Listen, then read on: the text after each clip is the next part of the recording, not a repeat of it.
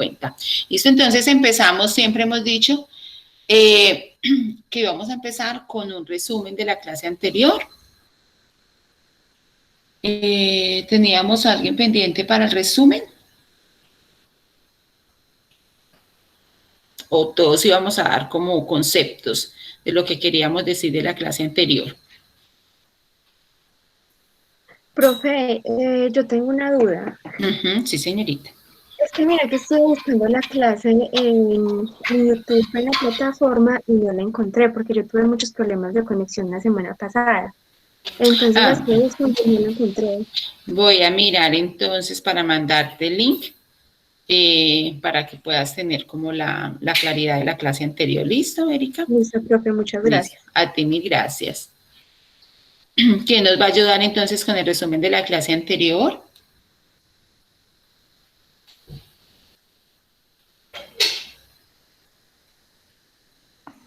Profe, pues en la clase anterior se había hablado de que íbamos a aprender cómo eran los conceptos para la exportación, o sea, cuáles eran los beneficios, que íbamos a aprender a buscar bien la norma, o sea, buscar la norma para por ejemplo, cómo podemos hacer los tributos, ¿no? Más que todo eso. Vimos 2 videitos. ¿Qué recuerdan de esos videos?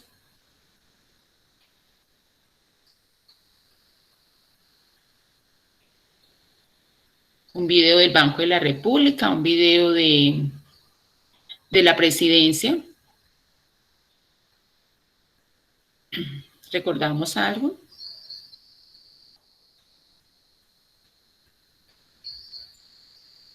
Bueno, básicamente el video de lo del Banco de la República eran ellos mostrando pues cómo se ha movido la tasa de cambio. Ahí nos estaban hablando mucho, era de la tasa de cambio, cómo se ha movido esa tasa de cambio, cómo son las expectativas pues para pronósticos para este año en cuanto a la economía. Y la presidencia nos hablaba en el video que teníamos de la presidencia, la vicepresidente más bien, y del señor de Comercio Exterior, del ministro, era enfocado a que tienen un grupo de expertos que están estructurando esa globalización que la presidencia quiere impulsar para que nuestras empresas salgan pues a ese mercado exterior. Básicamente eso fue lo que hicimos. Hicimos unos acuerdos también, que eso es importante mirarlos. Hicimos unos acuerdos de la clase. Dijimos entonces que en todas las clases iba a haber un resumen de la clase anterior. Entonces, para que por favor, ahorita cuando vamos a finalizar la clase, entonces vamos a dejar quién va a hacer ese resumen de la clase anterior para que lo tengamos entonces claro y podamos empezar con ese resumen siempre. También hablamos de que se van a hacer unas noticias económicas, que aquí tuvimos una idea de que las noticias económicas, entonces cada uno iba a mirar como una noticia y nos iba a decir en muy cortico como esa noticia. ¿Recuerdan esa parte de lo de la noticia?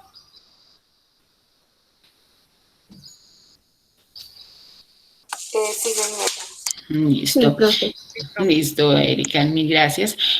También entonces ya miramos pues nuestros acuerdos de puntualidad, muy juiciosos de la parte de la participación. Es bien importante la participación en este módulo, porque lo que vamos a mirar es como la parte impositiva. O sea, y no solamente, recuerde que no solamente tenemos que mirar como esa parte impositiva internacional, sino también esa parte impositiva nacional, porque tenemos que hacer un paralelo, tenemos que saber que si viene una inversión extranjera, esa inversión extranjera que tendría que pagar, y si nosotros vamos hacia otra parte, ¿qué tenemos que pagar acá y qué tenemos que pagar en otros países? ¿Cierto? Básicamente ese es como el objetivo del curso.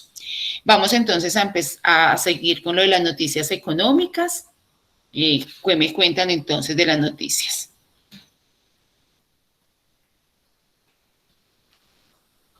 Yo quiero empezar, profe. Claro que sí. Dale, Erika. Bueno, mi noticia tenía como título España allana el camino para formalizar a trabajadores de plataformas. Bueno, esa noticia me llamó mucho la atención porque digamos que plataformas, por ejemplo, que funcionen en España para entregar, por ejemplo, comidas a domicilio. Por ejemplo, pues como diríamos aquí, estaría, por ejemplo, bueno, allá son Uber Eats, Deliveroo y Globo. Entonces me llamó mucho la atención porque decía que debido pues como al confinamiento que hubo durante el año pasado, pues esa industria se fortaleció muchísimo y que los hogares pues empezaron como a depender de este tipo de empresas.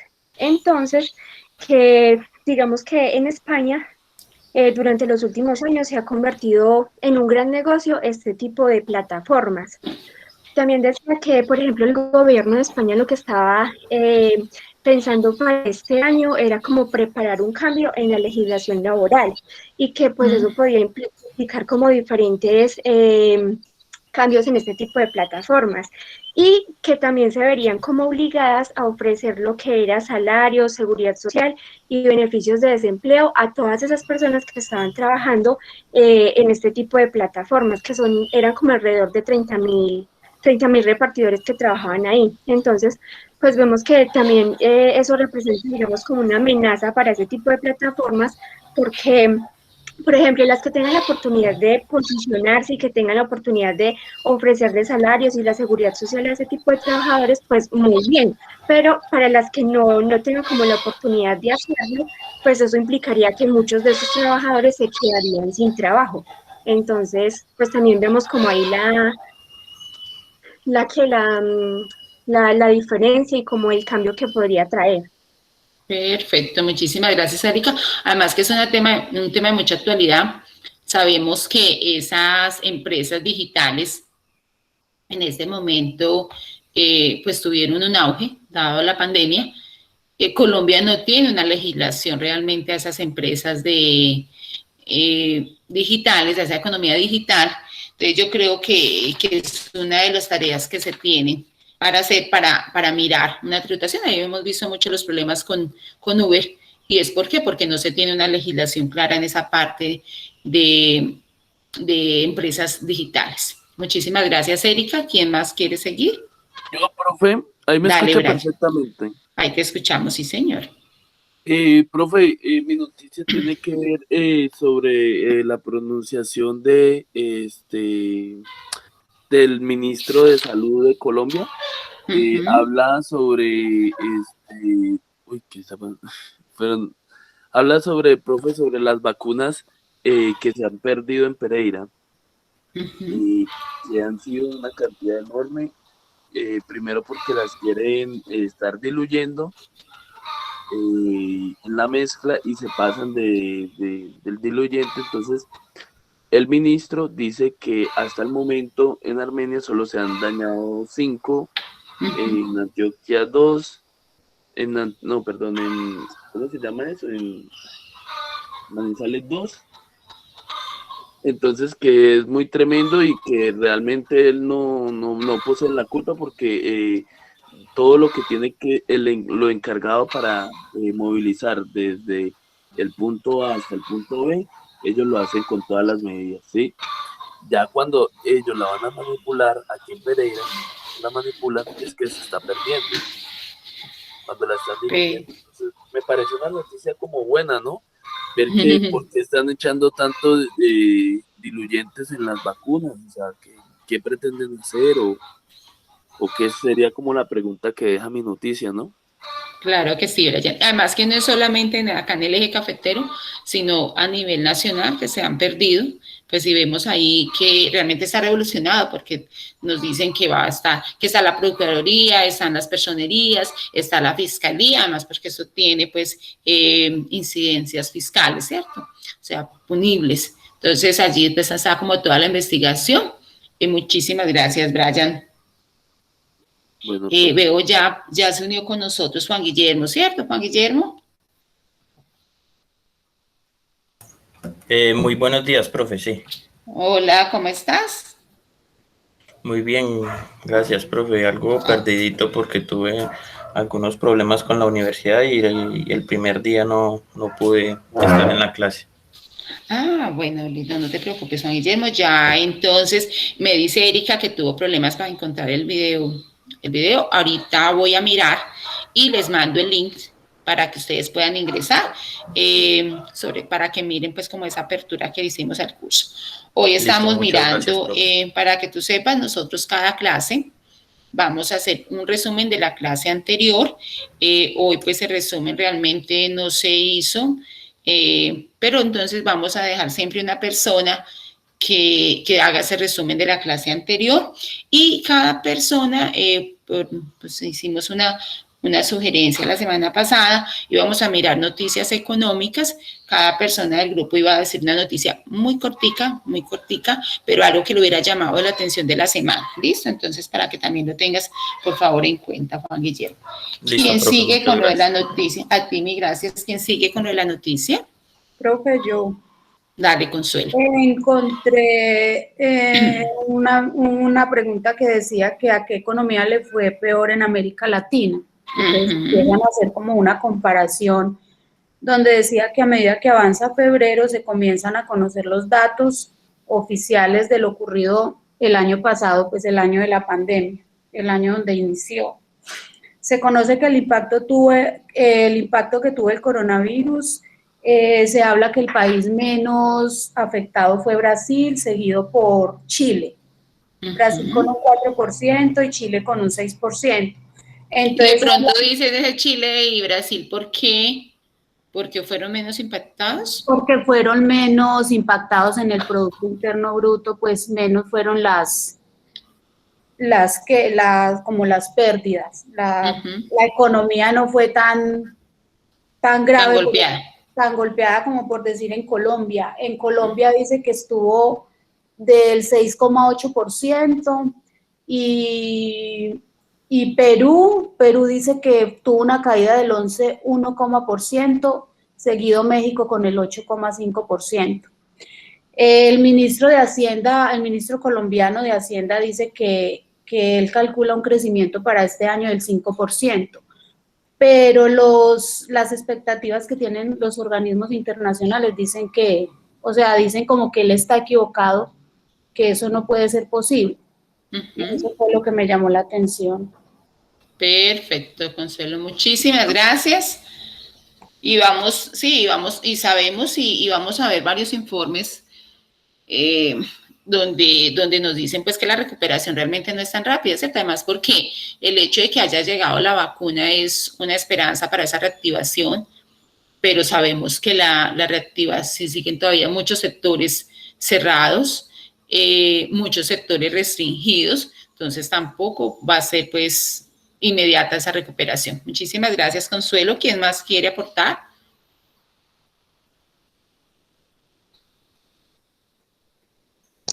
Profe, yo. Dale, Tatiana. La noticia que yo leí habla sobre la reforma tributaria que quieren implementar acá en Colombia.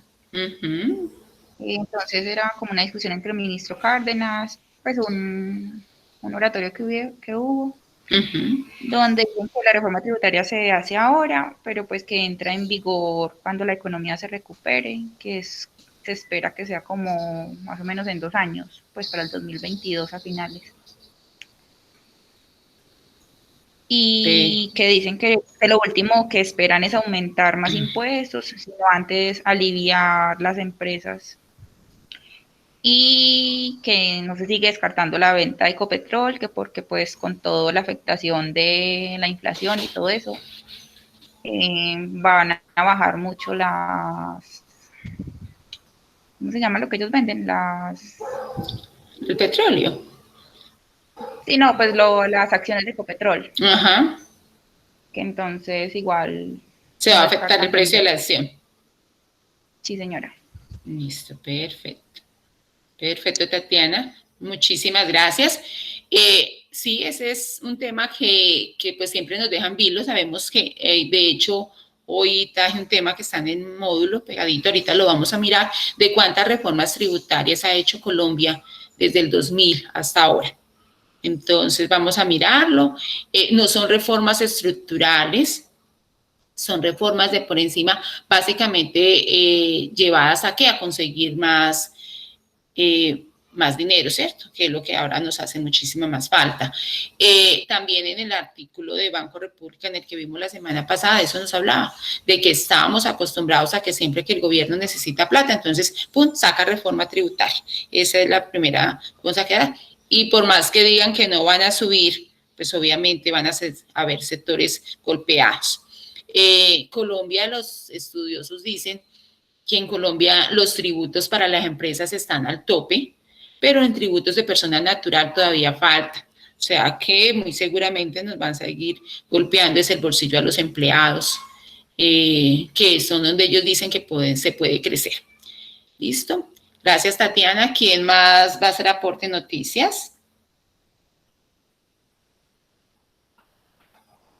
Profe, buenos días, buenas tardes. Hola, Vanessa, ¿cómo vas? Profe, bien, gracias a Dios. Profe, según encontré una noticia como según lo que hablábamos la clase pasada en el video, que el gobierno tenía la capacidad de conseguir más recursos a medio y largo plazo con más deuda o subiendo impuestos. Y pues encontraron otra medida que es subir el impuesto, ponerle impuesto al carbono. Lo van a poner en la próxima reforma y ayudaría pues a tapar el déficit que pues creó la pandemia. Dice que los consumidores de carbón se les cobrará 47.000 por tonelada de carbono y se busca recaudar 320 millones por año. Perfecto, o sea, que ya sabemos, o sea, ya van dando tips de para dónde va esa reforma, Liz. ¿Algo más, Vane, no? No, profe. Listo, perfecto. Muchísimas gracias, Vanessa. Listo, ahí vamos mirando entonces, porque se ha especulado mucho sobre esa reforma tributaria, ya vamos entonces mirando hacia qué va a estar encaminada. Y realmente es que aquí, en esa parte de esos productos, de esa extracción de material, de minerales, tenemos unas grandes yacimientos de muchas cosas, entonces por ahí podrías tener buenos recursos. ¿Listo, María, va a hablar? Bueno, profe, quería aportar a la noticia económica. Están enredando un poco en la nación para la explotación de la minería. Siga enredando, ¿no? Porque esto efectos al proceso ambiental y los poderes pues no se han puesto de acuerdo para la legalización. Entonces me gustó pues que estén presentando esos obstáculos, que la verdad que aunque trae bien para la nación y recursos económicos y todo, pero para la pérdida en el proceso ambiental es muy grande. Entonces eso fue lo que leí en esta semana. Perfecto, Mariana, muchísimas gracias. Sabemos que sí, siempre ha habido esa pugna entre la parte ambiental y la parte económica, y sabemos que nosotros somos un pulmón del mundo, ¿cierto? Entonces debemos igual cuidar también esa parte ambiental. Muchas gracias, Mariana. ¿Y quién más aporta con noticia? Profe, hola. Dale, Claudia. Dale. Bueno, yo estuve leyendo una noticia que está en El Tiempo. La noticia pues salió el día de ayer, es muy reciente. Y me deja como más dudas que respuestas, según lo que dice el artículo. Dice que el año pasado como que no fue tan terrible como todos pensamos, que hubo una caída en 1999 más fuerte, o sea, en pérdidas generales, ¿cierto? Que en el tercer y cuarto trimestre del año pasado, Colombia tuvo una recuperación del 6%. Dice que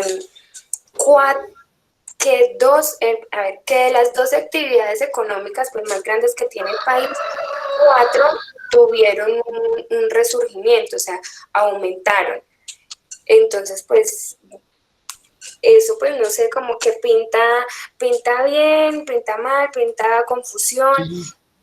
Según el director, pues, del DANE, que es el que dice todo esto. Entonces, la noticia me pareció como interesante.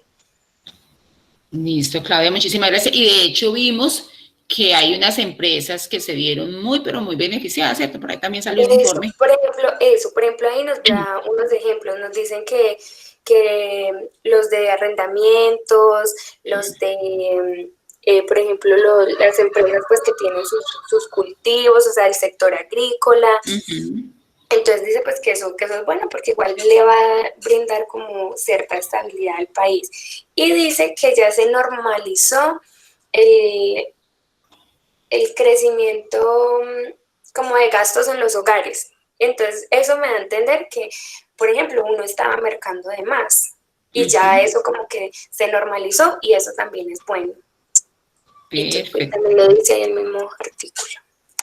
Perfecto, Claudia, muchísimas gracias. Sí, ahí vemos que hay sectores que realmente se vieron muy perjudicados, pero sectores también que se vieron muy favorecidos. Entonces ahí hablaban también del éxito, que fue una de las grandes beneficiados realmente.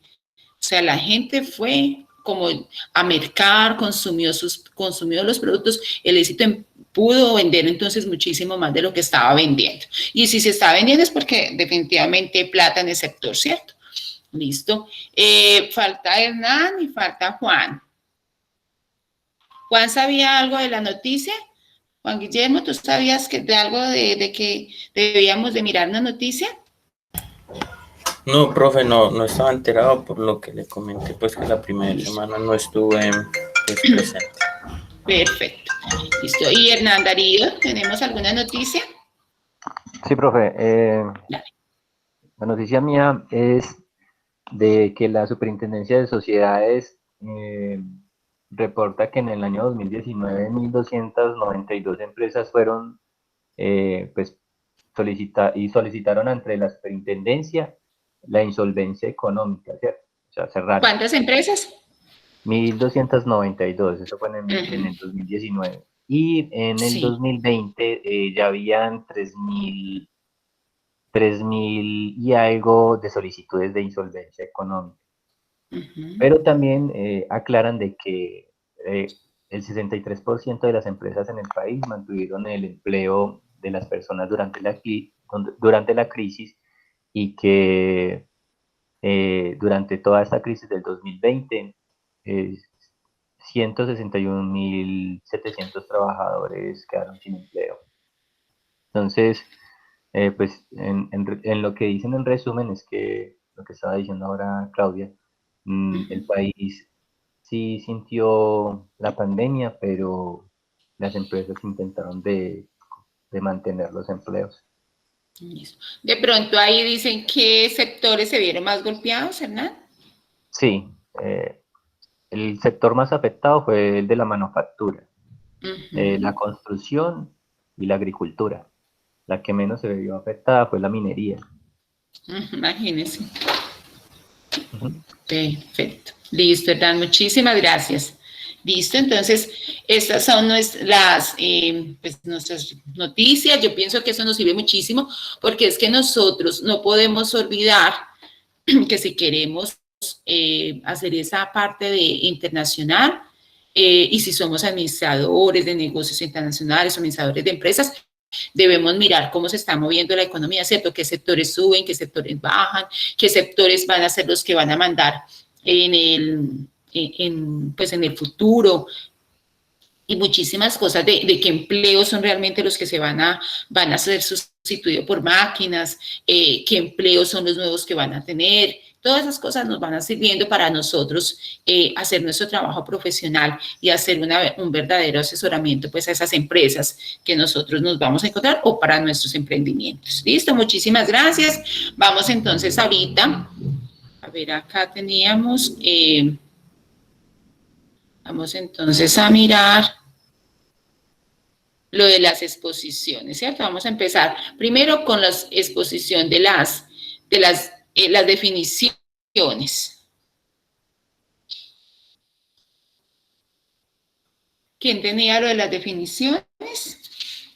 Erika y Tatiana, ¿cierto? Sí, profe, yo y Tatiana. Sí, profe, ya Listo. comparto pantalla.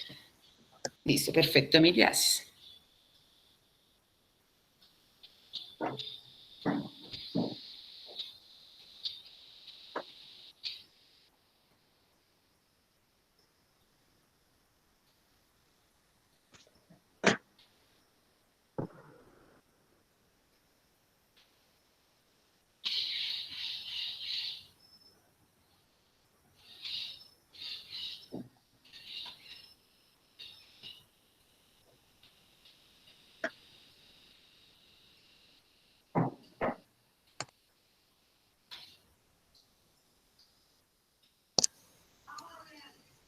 Ya están viendo las diapositivas.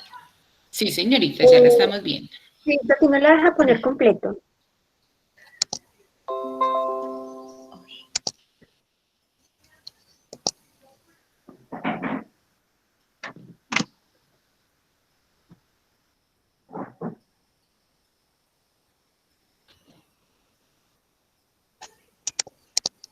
Listo. Ya lo ve completo, Eri. No, Tati. Realmente ahí no se ha movido. Pero igual ¿No? lo leemos. Ah, bueno, ahí ya se movió. Ah, bueno, cambió, fue como de... Presiónale F5 a ver si te da la diapositiva completa. Espera, yo volví a compartir.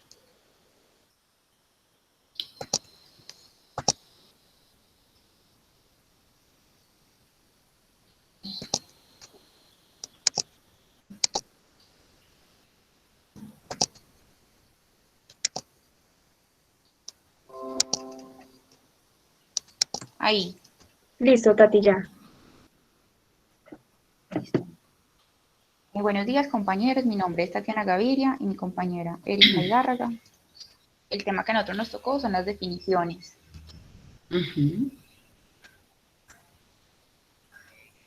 Iniciamos con ¿qué es una alicuota? La alicuota se entiende por el porcentaje legal aplicable, base imponible para que es el impuesto al valor agregado, es del 13% según el Código Tributario. Se entiende por alicuota al valor fijo o porcentual establecido por ley que debe aplicarse a la base imponible para determinar el tributo a pagar.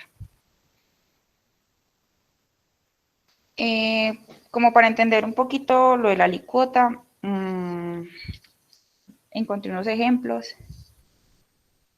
Digamos, en los impuestos es, como ya sabemos, la parte proporcional de algo. Imaginemos que en cualquier país un producto se grava con un IVA del 21% y este vale 100 unidades monetarias. Entonces, este impuesto será proporcional a 21 unidades, que se calcula como el 21% de la base imponible, que es el precio.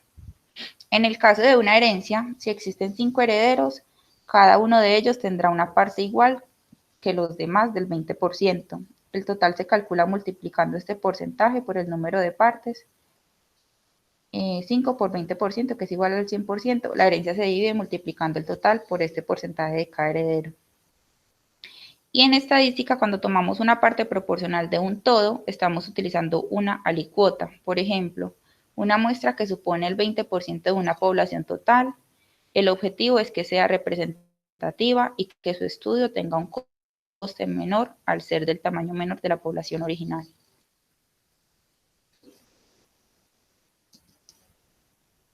¿Qué es una aduana? Una aduana es una circunscripción territorial para entrar o salir de un país. Usualmente está dentro de un puerto, aeropuerto o recinto de tránsito. La aduana se encarga de controlar a las personas y mercancías que entran y salen de un país. Entonces, pues, este término creo que sí lo conocemos, pues, casi todos. El de la alicuota sí era como más, pues, para mí era como un tema nuevo. El de la alicuota, O sea, lo hemos vivido, porque igual todos, la alícuota es el porcentaje, ¿cierto?, que nos cobran. Igual todos, por ejemplo, en el IVA. Entonces, ¿cuál sería la alícuota del IVA? El 19%, para otros el 5%, ¿cierto? Pero entonces, o sea, en la alícuota lo que pasa es que no habíamos oído como la palabra tal. Y en la parte de... Y en la aduana, pues es que lo hemos vivido, ¿cierto? Porque cuando uno sale, entonces le toca pasar, ¿cierto? Si trae alguna cosa, o vemos en las noticias que la aduana hace unas requisas, por ejemplo, todo el sector de San Andresito. Ajá, perfecto. Entonces esa parte como que la hemos vivido más. Listo, dale, Tatiana, sí. ¿Qué es un arancel? Un arancel es un impuesto que aplica a todos los bienes que son objeto de exportación e importación. El más frecuente es el impuesto que se cobra sobre las importaciones, mientras los aranceles sobre las exportaciones son menos corrientes.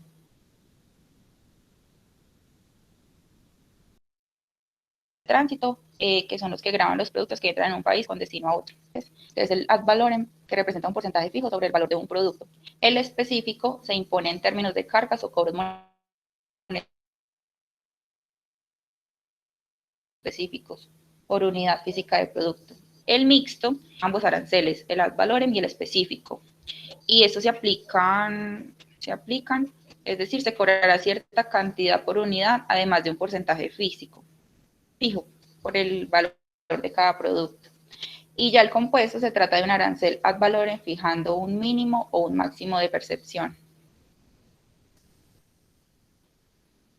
¿Qué es el albacea? Este término pues también es nuevo, no sé si algunos ya lo conocían, que son aquellas personas que se encargan de cumplir las disposiciones hechas por el testador, es decir, por la persona fallecida. Por lo tanto, el albacea es la persona encomendada de cumplir cabalmente la voluntad del testador plasmada en el testamento. En las obligaciones del albacea es velar por la seguridad de los bienes del testador, procurar que se haga el inventario de los bienes con citación de los herederos, informar de la apertura de la sucesión, en la participación de los bienes, velar que sean pagadas las deudas.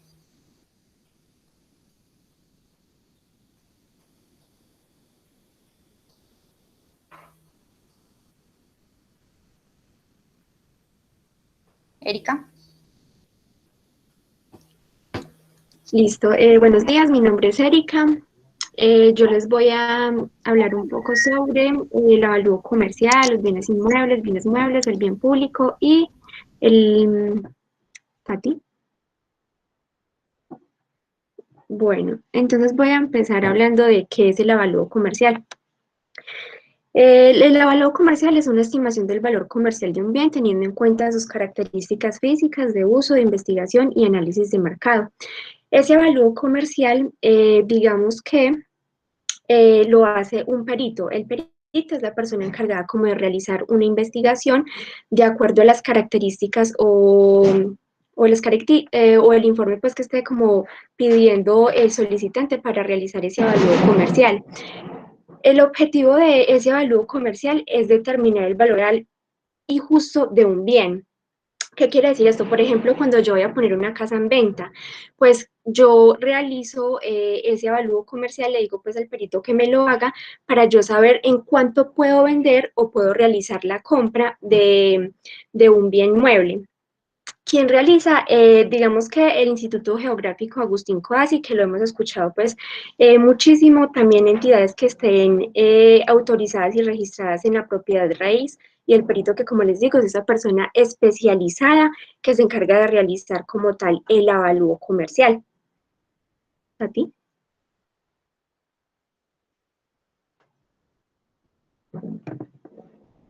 Aquí tenemos, por ejemplo, digamos, un informe acerca de un avalúo comercial. No se los puse completo como para no hacerlo tan extenso, pero en el avalúo comercial se describen las características de la casa, cuáles son como los linderos, algo así como una escritura pública. Entonces, por ejemplo, aquí tenemos el resultado del avalúo. Entonces, aquí lo que evaluaron fue, por ejemplo, cuánto es como la unidad de medida, Por ejemplo, para el terreno como tal eran 129 metros cuadrados, el valor unitario del metro fue 350.000 pesos y el total como tal del terreno pues dio un valor de 45.150.000 pesos. También evaluaron la parte de la construcción como tal, mirar también cuántos años está de construida, cuál es como la parte del deterioro y obtuvieron que por construcción tenían una cantidad de 106 metros cuadrados, tenían un valor unitario de 765.000 pesos y un valor total que fueron 81.175.870. Entonces ya lo que hace el perito es tomar la cantidad del valor total del terreno con la construcción y le dio un valor total de 126.325.860 pesos. Fue, digamos, un ejemplo real que se vivió en una casa de Barranquilla. Y por este avalúo, es decir, por esta cantidad que tenemos aquí, es que la persona puede como vender su casa para tener, como ya lo dije, el valor justo y que sea real. Tati.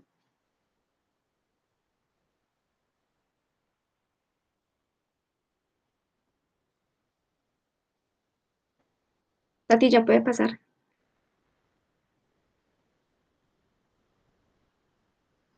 Bueno, ¿qué es el aviso de remate?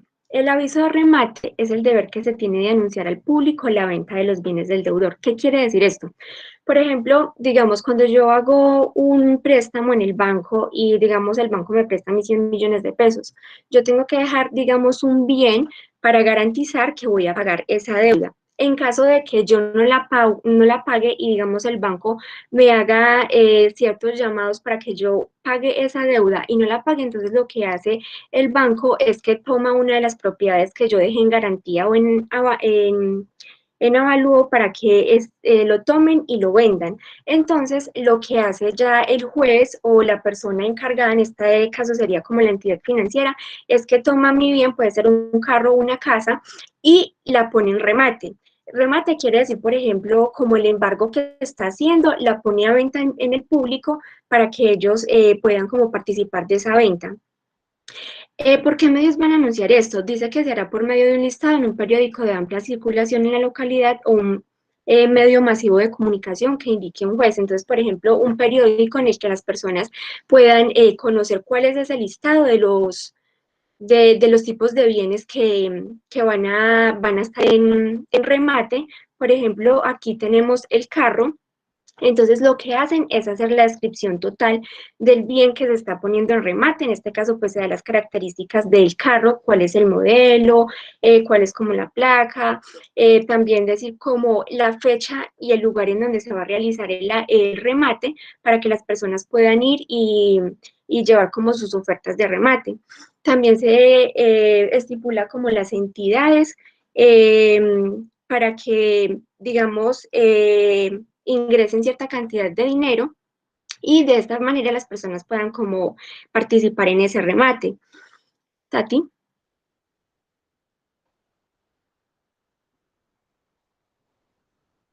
Aquí también tenemos otro ejemplo de un avalúo de un remate, por ejemplo, es una casa, entonces está ubicada, dice pues como la descripción de la ubicación, cuántos metros cuadrados tiene, también cuánto es como el avalúo comercial, y de acuerdo a eso, entonces las personas ya entran como a mirar las características, entran como a mirar también la parte del comercio, y se ponen de acuerdo para entrar a participar en ese remate. Tati, la puede pasar. ¿Qué es un bien mueble? Entonces, los bienes muebles son muy fáciles de identificar porque son los bienes de naturaleza tangible, es decir, que se pueden tocar, que se pueden trasladar y que ese traslado pues no va a implicar que ese tipo de bienes sufra como un cambio, por decirlo de alguna manera. Entonces, dentro de esos bienes muebles tenemos lo que es la maquinaria, puede ser maquinaria pesada, como en este caso el ejemplo de esa imagen, puede ser también maquinaria de fábrica. Está también la parte del automotor, que son como automóviles, las motos, la parte de computación y comunicación, que son como los computadores, los celulares, la parte de los bienes muebles y la parte de los libros, es decir, todos aquellos que se puedan trasladar de un lugar a otro y que no van a sufrir ningún tipo de modificación. Tati. Bueno, ¿qué es un bien mueble? Esos bienes muebles son contrarios a los bienes, inmuebles, a los bienes inmuebles, porque no se pueden trasladar de un lugar a otro porque están, digamos, adheridos de forma permanente a la tierra. Entonces, dentro de esos bienes inmuebles tenemos, por ejemplo, lo que son los edificios, tenemos las casas, tenemos los terrenos, tenemos las fábricas, todos aquellos bienes que no se pueden trasladar de un lugar a otro, pero que representen un bien. Y esta sería como la parte final. ¿Tienen alguna duda, alguna pregunta? Antes de pasar a explicar como tal el bien público. ¿Ninguna? Bueno, entonces, Súper sigue excelente. Perdón, Brian. Que súper bueno, excelente ok, gracias. la información. Bueno, entonces, ¿qué es el bien público? El bien público es aquel que cumple con 3 características básicas. Esa característica va a ser, primero, dar utilidad a más de un usuario a la vez. La segunda va a ser que ninguno puede ser discriminado para utilizar ese bien. La tercera es que si una persona lo consume, pues no va a afectar o no va a limitar el acceso al resto de ciudadanos. Y digamos, una característica muy importante que lo vamos a reconocer para decir que es un bien público es que la administración por lo general le va a pertenecer como tal al gobierno o a una autoridad correspondiente. ¿Cuál es el ejemplo de ese bien público? Entonces tenemos los parques, tenemos el alumbrado de las calles y tenemos las playas, es decir, todos aquellos bienes a los que nosotros podemos tener acceso sin ningún tipo de restricción. Básicamente es como esto. Y ahorita si quien tiene alguna pregunta, tiene como una duda. Me deja, Erika, ¿me dejas por favor en el primero donde estaban las definiciones que vamos a mirar? Listo, Tati. Listo, ahí. En la primerita, la otra. Listo, ahí para que me miremos. Porque es importante que conozcamos esas definiciones. Pues la alicota, porque vea, o sea, es el porcentaje y no sabemos. Y cuando nosotros hablamos con otras personas, con estudiosos del tema, pues nosotros vamos a ver que ellos nos van a hablar en estos términos, ¿cierto? Si nosotros vamos a hablar con un extranjero, nos va a hablar de alicuota. O sea, no nos va a hablar del término que nosotros, ¿cuánto es el porcentaje que le cobran? No, nos va a hablar de alicuota, nos va a hablar de aduana, nos va a hablar de arancel, de todos estos términos. Entonces, por eso es que queremos mirarlos, porque son términos técnicos que nosotros nos vamos a encontrar en nuestro día a día, en nuestro trabajo. Entonces, que nosotros por lo menos tengamos la idea de qué es. Esa parte de la albacea, lo vemos mucho, ¿por qué? Porque es que la albacea en la parte tributaria va a custodiar unos bienes, pero no va a ser el obligado a presentar esa declaración y a pagar esos tributos. Entonces es bien importante que nosotros sepamos cuáles son esas condiciones o qué era una albacea, ¿cierto? Avalúos comerciales, ahorita con todo lo del NIF, con todo lo de las NIF, vemos que la NIF nos habla mucho desde esas estimaciones. Entonces ahí van a estar los avalúos comerciales. Entonces es bien importante que nosotros sepamos, y me pareció súper interesante esa parte de donde nos dan un ejemplo de cómo se hace un avalúo comercial, cómo se presenta, porque realmente lo que ahorita estamos mirando con las NIF, toda esa parte de estimación. Igual todo el aviso de remate, bien inmueble, bien público, muy bien, muy buena exposición. Con lo que nosotros queríamos saber y necesitábamos saber, que era esa parte de esas definiciones. Erika y Tatiana, ¿cierto? Muy bien, muchísimas gracias. No sé si alguien más tenga comentarios, preguntas.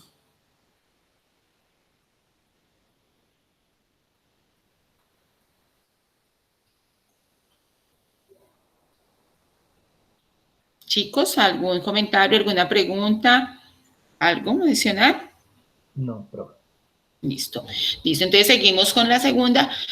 Y esa segunda definición va a ser la historia de los tributos, Vanessa. Profe, tengo un inconveniente. Tú tienes WhatsApp, yo te escribí el WhatsApp. Espérame acá. Que no lo he visto.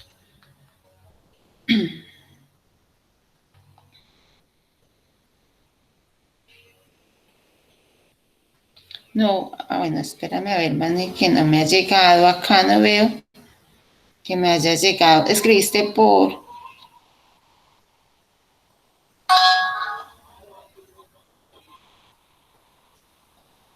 Vanessa, ahora sí.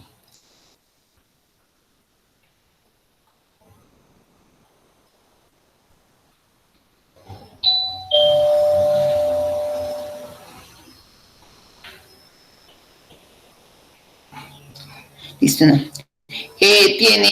Vanessa tiene unos inconvenientes técnicos, entonces nos pide el favor de que va a hacer esa exposición la próxima semana.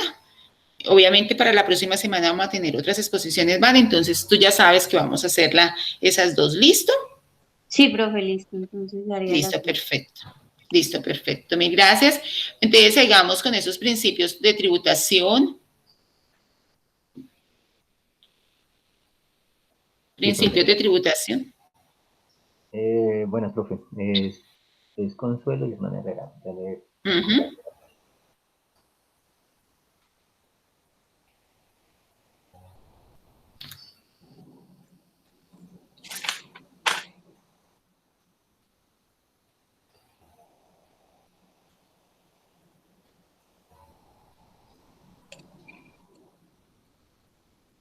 ¿Se ve bien? Ahí lo vemos bien, sí. Listo, Consuelo. Hernán, ponlo en el principio, por favor. Voy a quitar mi cámara para poder que no se vaya congestionando la red. Antes, Hernán, ahí. Ahora sí lo puedes pasar. Bueno, buenos días. Mi nombre es Consuelo Garzón. Nosotros nos tocó los principios de la tributación.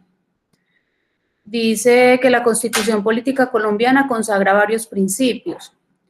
El ordenamiento jurídico de la tributación, asimismo, establece un conjunto de disposiciones que configuran el marco general y organización de nuestro régimen administrativo y económico. Dichos principios y disposiciones parten de preceptos como que el Estado social de derecho se funda en la dignidad humana, el trabajo, la solidaridad y el interés general. Los tributos son una práctica antigua que han evolucionado con el tiempo, pero nunca han sido completamente aceptados por los ciudadanos.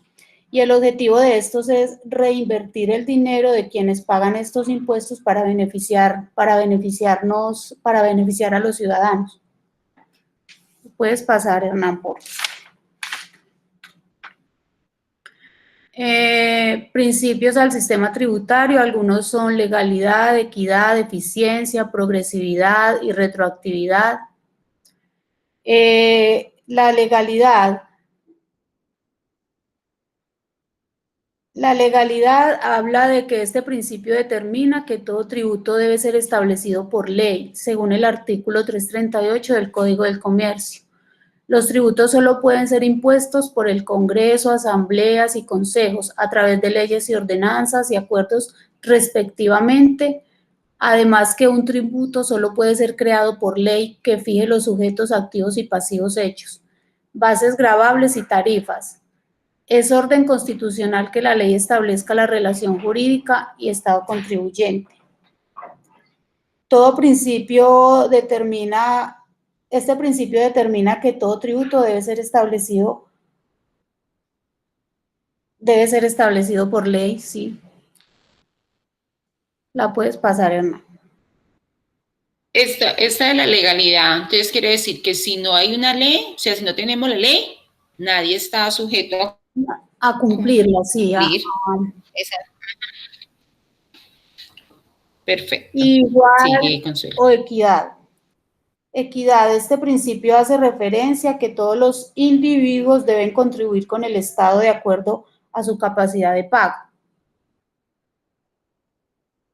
Cada individuo, ciudadano, paga un tributo de acuerdo pues a lo que gane. Eso quiere decir la equidad. Sigue eficiencia.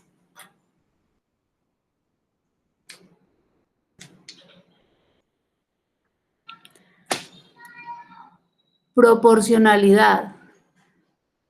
Maneja un concepto parecido al de la equidad, consiste en que la carga impositiva aumente conforme aumenta la base gravable. igual que dependiendo de los ingresos de cada persona, asimismo se les va a cobrar un tributo.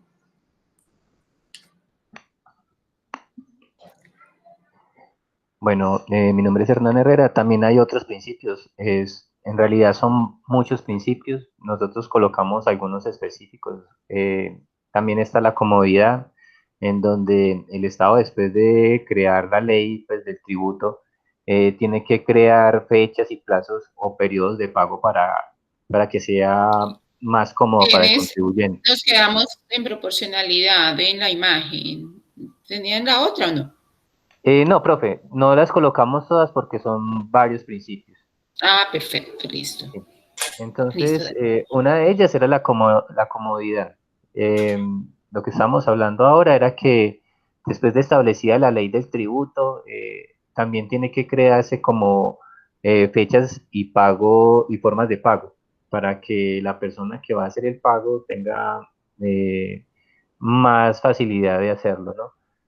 También está la justicia, otro principio, que busca que el tributo sea justo, pues es más o menos como una redundancia de todo lo que se viene hablando, pero todos son como un complemento, en donde dice que tienen que haber elementos básicos en el cumplimiento de que tiene que hacer todas las personas que están obligadas a hacer el tributo y que tiene que ser de acuerdo a la igualdad y a la equidad. Está también la certeza, que se refiere que el tributo debe estar establecido de forma clara, ¿sí? Para que los contribuyentes sepan por qué se está haciendo este recaudo.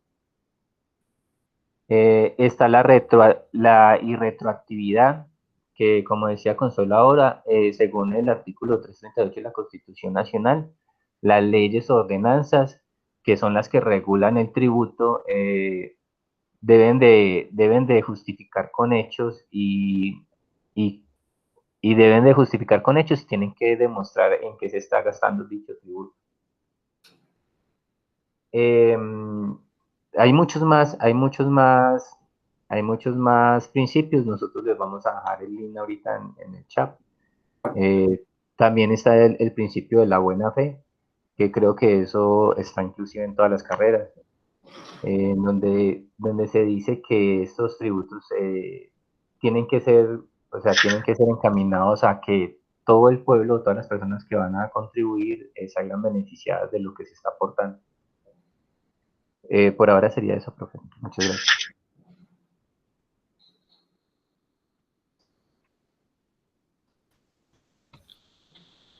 Aquí en esta parte de lo de los principios, pues se generan muchas controversias, ¿cierto? Básicamente, porque es que tanto esos principios se dan. Vamos a irnos aquí acá hay una, en el módulo. Entonces voy a pasarme a mostrarles este del módulo para que veamos como los principios totales, o por lo menos los que nos mencionan ahí, y luego entonces Hernán nos va a mandar lo del link para que podamos mirarlo.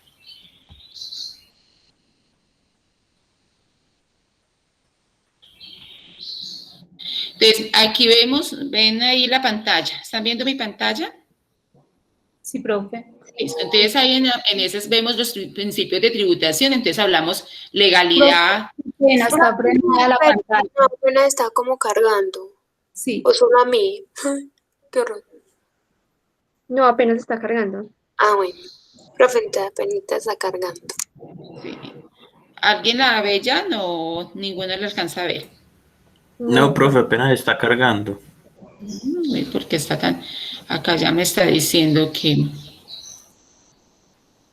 Espérame, me vuelvo a pasar.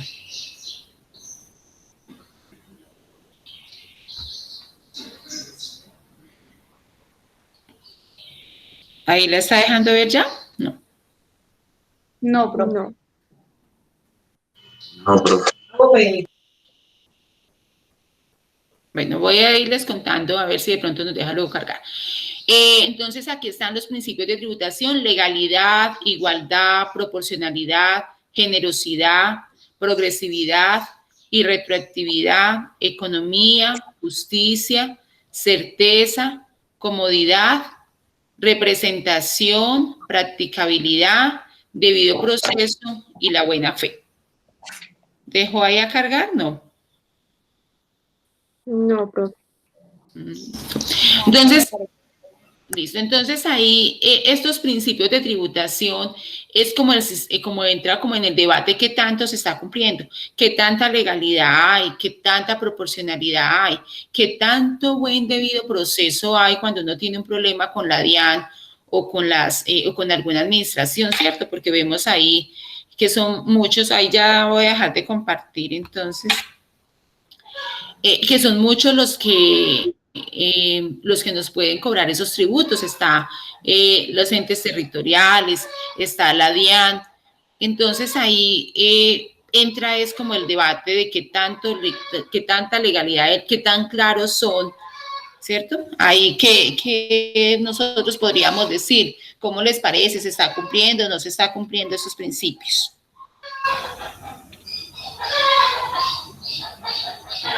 Chicos, ¿los escucho?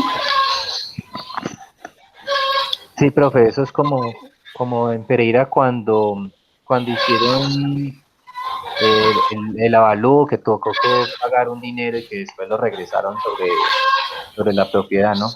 Esa es la valorización que tuvieron que devolver.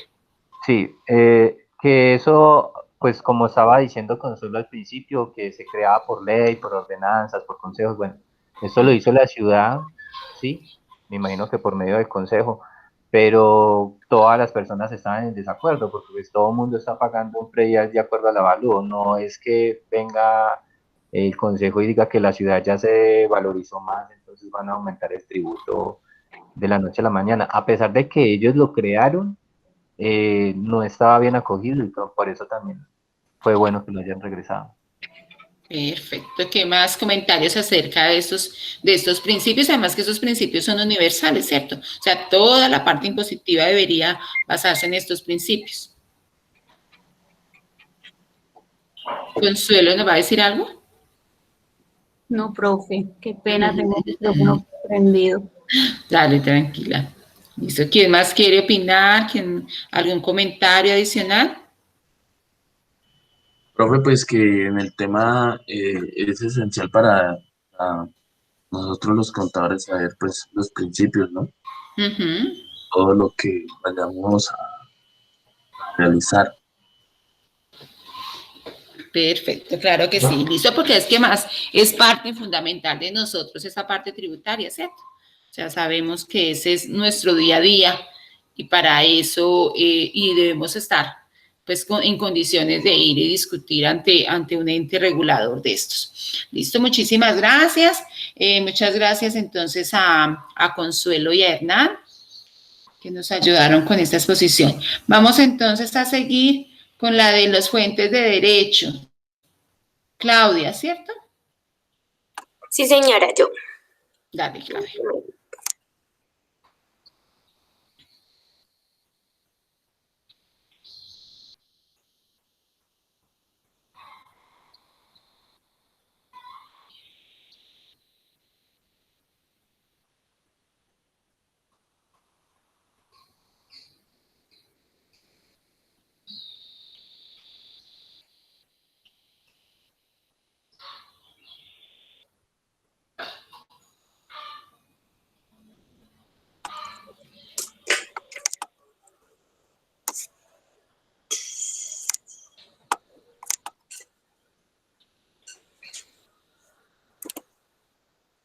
¿Ahí ven todos bien?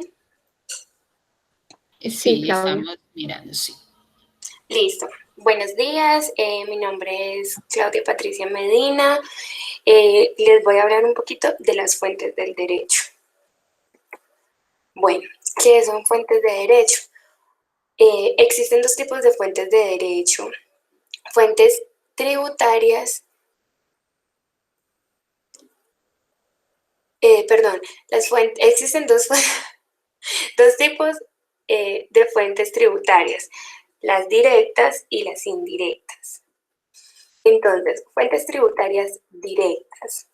Está la ley, que son actos sancionados por la Asamblea Nacional. Es la más, digamos que de las más importantes. Listo, luego seguimos con la fuente de los decretos. Dice que son emitidas por la rama ejecutiva para la ejecución de las leyes. Luego nos dice que son la fuente de los reglamentos. Dice que solo la ejerce el poder legislativo para sancionar a las leyes.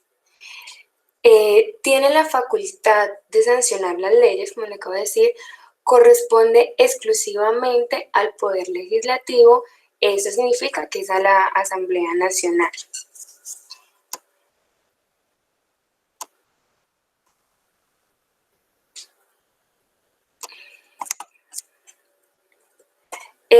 Seguimos con las fuentes de los tratados. Esta tiene la finalidad de resolver los problemas o las controversias. También busca el bienestar del pueblo en general. Dice que continuamos con la Constitución. Esta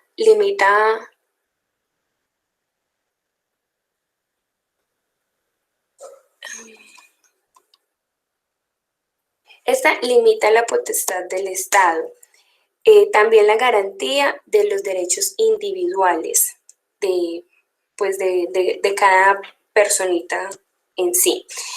Como les digo, estas son las fuentes tributarias directas.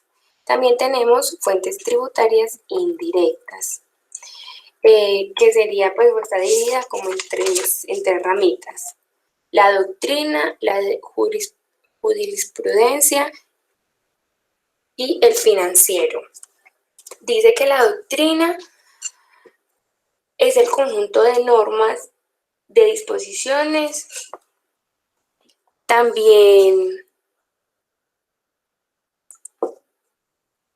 que también cuenta es como de diferentes opiniones de estudiosos del derecho.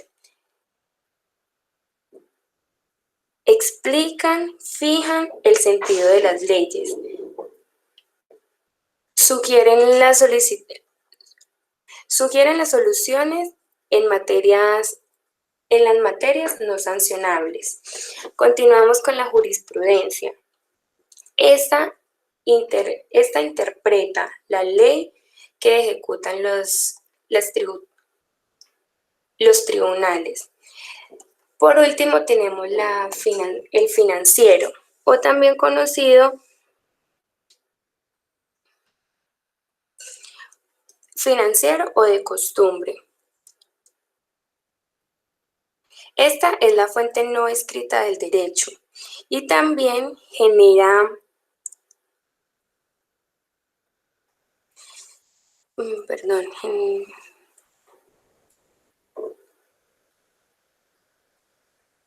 esta dice que genera insistencia de evidencia que no es generalmente inaludible.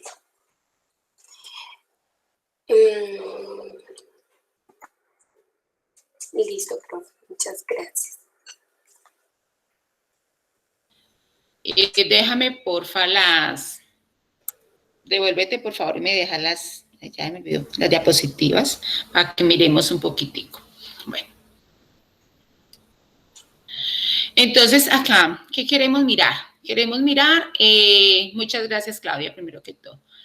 Queremos mirar cuáles son las fuentes tributarias, ¿cierto? O sea, de dónde salen todas esas normas. Entonces, nos decía Claudia que hay dos fuentes tributarias, unas directas y unas indirectas. La mayor fuente tributaria, o sea, es la ley. ¿Y la ley quién lo hace? Ya sabemos que lo hacen allá los congresistas. O sea, ellos son los que determinan, y veíamos ahorita en el principio de legalidad, que para que sea legal tiene que existir la ley. ¿cierto? O sea, ahí estamos en que la ley tiene que ver con esa legalidad. ¿Qué hacen ellos? ¿Qué hacen allá los congresistas? Dan unos decretos, ¿cierto? Que tienen una fuerza de ley. Esos decretos se vuelven ley, o sea, que son de obligatorio cumplimiento. Después de que salgan el decreto, y lo hemos visto mucho en esas leyes tributarias, sabemos que sale la ley, pero tenemos que esperar que salga el reglamento que nos dice cómo nosotros vamos a tener que cumplir esa ley, o sea, cómo se va a cumplir esa ley.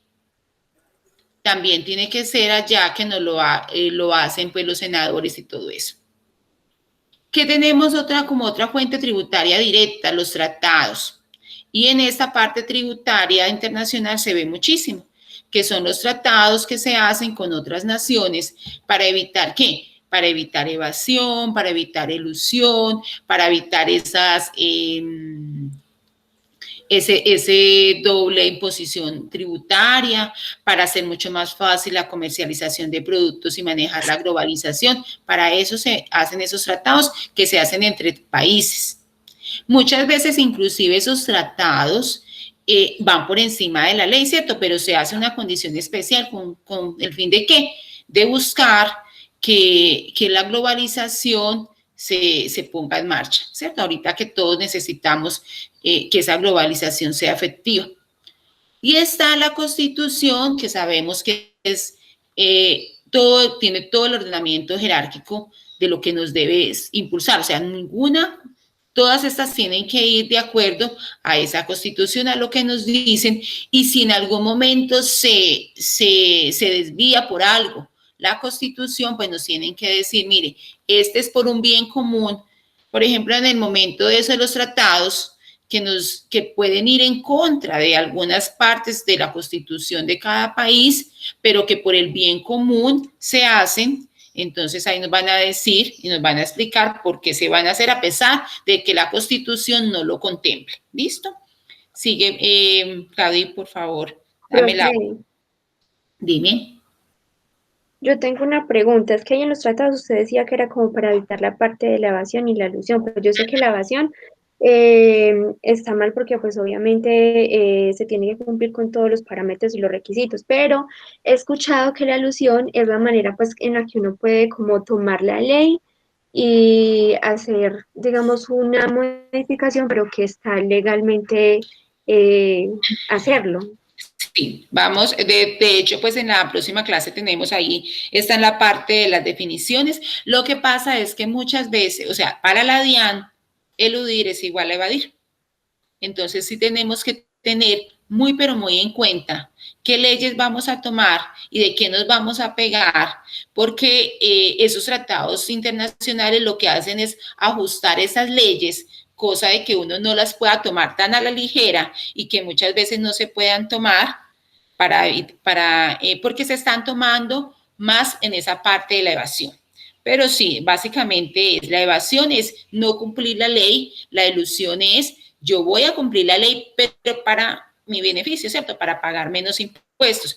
Pero siempre esos tratados internacionales que buscan que no haya evasión y que esos beneficios para los cuales yo puedo hacer elusión sean menos. ¿Listo? Ahí está más o menos entendido, Erika. Sí, profe, muchas gracias. Y gracias a ti. Listo. Entonces, acá ahora están las fuentes tributarias indirectas. Muy, pero muy importantes también en esa fuente de cuando yo voy a mirar las leyes.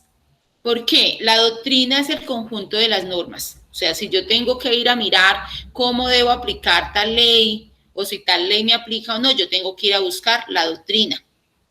Pero la jurisprudencia es que cada que esa doctrina la vaya a aplicar, pueden haber una serie de dudas, de cuestiones, entonces sacan unas jurisprudencias diciendo cuándo es aplicable, cuándo no es aplicable. Eso se da muchísimo en esa parte tributaria, muchísimo en la parte de la DIAN. Entonces vemos que la DIAN saca una jurisprudencia para explicar cómo aplicar o hasta dónde llega el alcance de esa doctrina. Que también se ve mucho que ella lo maneja acá como financiero, pero realmente como el nombre más común que se usa son el uso y la costumbre. se da tanto a nivel, en esa parte de impuestos nacionales como de impuestos internacionales. Se maneja muchísimo, y lo hemos oído, la costumbre se vuelve ley. Es una cosa que se vuelva repetitiva, repetitiva, repetitiva, y ante la cual ninguna de las personas, de las entes que regulan, han dicho que no se puede hacer, se vuelve ley. Esto es una parte bien fundamental del derecho. Lo vemos, por ejemplo, en una empresa. En una empresa, si es costumbre que ese empresario pague la nómina los 14 de cada mes, ¿cierto? Digamos que la paga mensual y son los 14, o que la paga mensual y que son los 30. El día que se atrase, si durante todo el tiempo la ha pagado en esa misma fecha, el día que se atrase pueden colocarle un problema. ¿Por qué? Porque es que era costumbre que esa persona pagara en esa fecha, era costumbre que esa persona hiciera tal acto. En el momento que lo cambia, va en contra de esa ley y perjudica a otras personas que ya sabían que era costumbre. Entonces ahí uno se puede ver envuelto en problemas tributarios, en problemas de derecho, si esa ley, si ese uso o esa costumbre no se sigue utilizando. ¿Está más o menos entendido esa parte de esas fuentes tributarias indirectas? Dígame, José. Chicos. Sí, profesor, claro. Listo. Preguntas. Claudia, muchísimas gracias. Preguntas, inquietudes, comentarios. ¿Lo conocíamos, no lo conocíamos? Chicos.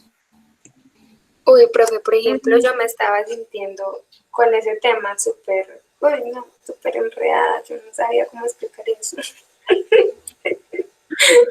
Realmente horrible. Un poquitico. Uy, sí. Un poquitico. Pero la porque tiene que... o sea, no, yo creo que mis compañeros, aquí yo he estado con varios, y saben, a mí me dio duro exponer este tema, mejor dicho, me devoró. Total, Claudia, lo que pasa es que cuando, digamos, son temas de leyes, a veces uno, digamos, cuando lee un texto, uno puede usar palabras sinónimas y pues explicar de mejor manera. Pero cuando vos estás explicando un tema que tiene que ver con la tributación o las fuentes de tributación, siempre vas a tener que usarlo de la manera en que lo leíste, tratar de transmitirlo para que la gente no se lleve un mal concepto. Porque si no, lo que va a pasar es que la gente se va a llevar un mal concepto para su casa. Y que muchas veces ahí tenemos que usar cosas muy técnicas, ¿cierto? Porque no hay forma de volverlo mucho más digerible. Entonces, ahí también se nos puede presentar muchísima dificultad en esa parte. Juan, ¿qué nos dice Juan Guillermo?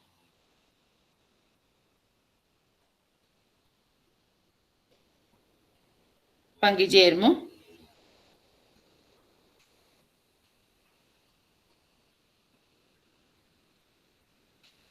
Bueno, Juan Guillermo no nos está yendo. Por allá dice, profe.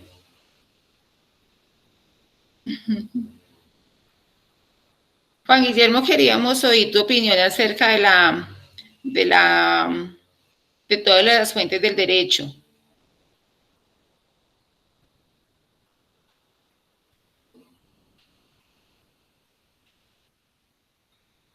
Yo creo que tiene que tener problemas como con la parte del micrófono. Listo, entonces escríbenos porfa tu apreciación ahí en el chat, por favor, Juan.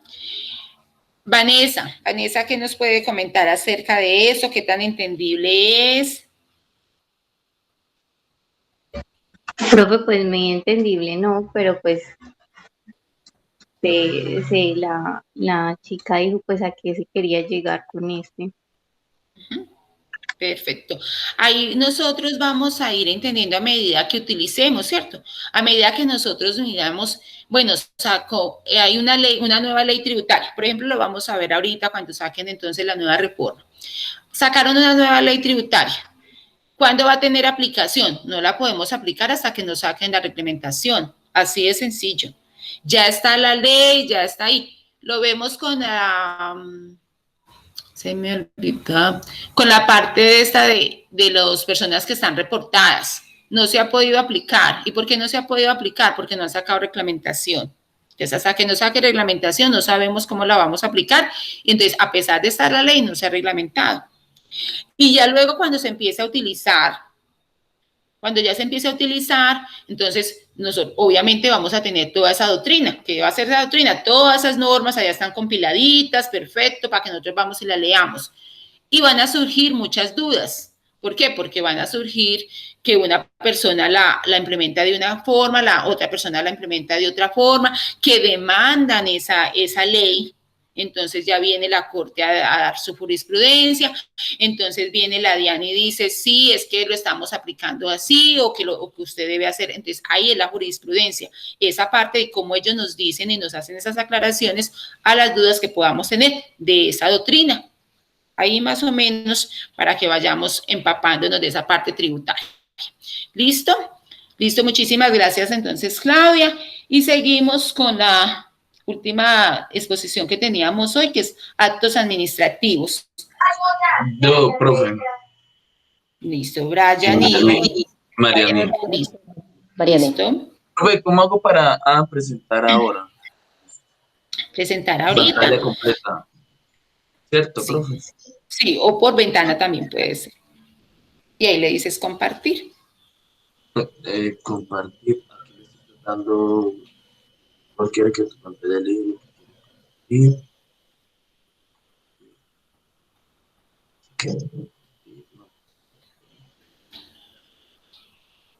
espérame que es un poquito enredado para mí porque... Dale, dale, tranquilo. Ahí estoy compartiendo. Ya vimos que se está moviendo. Ahí estamos, pero estamos viendo tu pantalla. Ahora sí. ¿Listo? Voy entonces a cerrar mi cámara. Sí.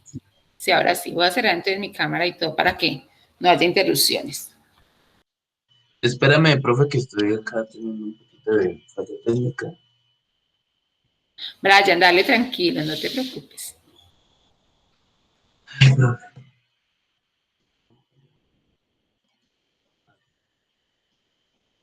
Ya ahí va a ir colocando. Bueno, antemanos, compañeros, mi nombre es Brian Hernán Iglesias. En esta oportunidad tuve la oportunidad de compartir exposición con la compañera María Ureña. Vamos a hablar de un tema muy extenso que son los actos administrativos, ¿sí? Que muchos de los que están ahí se deben de estar preguntando qué puede ser. Primero, lo de la exposición va a tener la definición.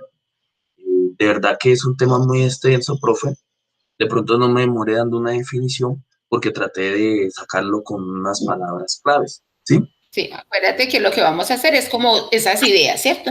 Esas ideas que todos conozcamos que existen, que lo vamos a escuchar en el transcurso pues de nuestra actividad profesional y que tengamos la idea. Ese es como el objetivo realmente. Bueno, entonces vamos acá. Un acto administrativo puede ser cualquier manifestación o declaración de los poderes públicos de un estado dotados en facultades administrativas, ¿sí? Y la manera en que se impone su voluntad sobre los derechos, ¿sí? Libertades o pueden ser también intereses o sujetos públicos o privados hagan la vida en la nación. Cris, estoy exponiendo, por favor. Qué pena. Vamos a ver los tipos de administración, de actos administrativos. Los actos administrativos se clasifican según la segmentación realizada. Entonces, conforme a su naturaleza, pero antes quiero aclarar una parte. Entonces, en sí voy a decirle en qué consiste el acto administrativo. El acto administrativo trata acerca de resolver cuestiones, ¿sí? Ya sean para particulares, organizaciones o de la misma administración pública. Tiene que ser juzgada por medio de la jurisdicción contencioso administrativa. Entonces, ahora sí vamos para la conforme a su naturaleza. Conforme a su naturaleza nos dice que debe ser causijudicial y resulta directamente ejecutable, ¿sí? Esto nos quiere decir que conforme a la voluntad que los permita, ¿sí? O sea, que no puede ser lo que es, o sea, no puede haber mala voluntad, que es donde está conforme a la relación entre voluntad y la ley, o sea, que tiene que ser conforme y esto se hace conforme para que no haya arbitrariedad en este contexto. También conforme a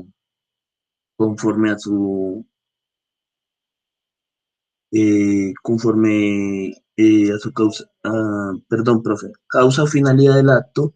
El objetivo de cualquier acto administrativo es la satisfacción del interés general, respetando los principios y normas, ordenamiento jurídico, ¿sí? O sea, ese es el fin, satisfacer lo que tiene que ver el interés en general. Aquí voy a explicar elementos del acto administrativo. Todo acto administrativo se compone de una serie de elementos que lo distinguen de otros, que son el sujeto es el orden, el órgano que permite que sea ejecutada el acto de administración. La competencia tiene que ver con los tipos de actos, la voluntad igual, y el objeto, la parte importante, dictarse mediante un procedimiento administrativo. Lo que es lo que le decía anteriormente, debe ser algo muy, muy claro, o sea, muy transparente. No puede haber arbitrariedad aquí. Lo que es el motivo, el mérito y la forma, deben de ser el motivo, la forma, qué pena.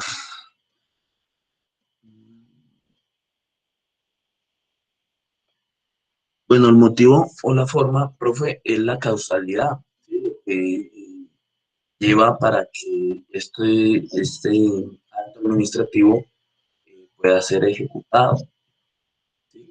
O sea, con estos tres podemos tener, debemos tener que un motivo, un mérito y una forma, ¿sí?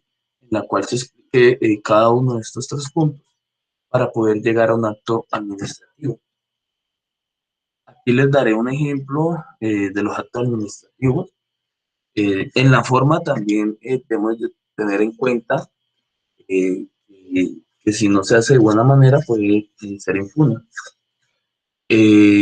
Bueno, entonces aquí en los ejemplos pueden ser actos administrativos los siguientes: las jubilaciones, los cargos públicos, concesiones y licencias. A continuación la dejaré con la compañera Mariani. Buenos días.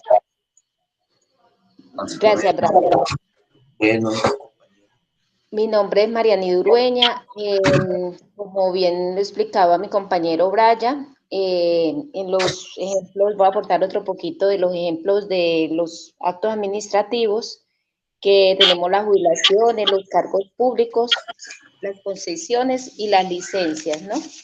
Las concesiones es la acción de conceder algo que se pide o se desea, como la concesión de créditos, la opción de otorgar una administración a particulares o empresas el derecho de explotar alguno de sus bienes o servicios durante un tiempo determinado, o la concesión de una obra pública.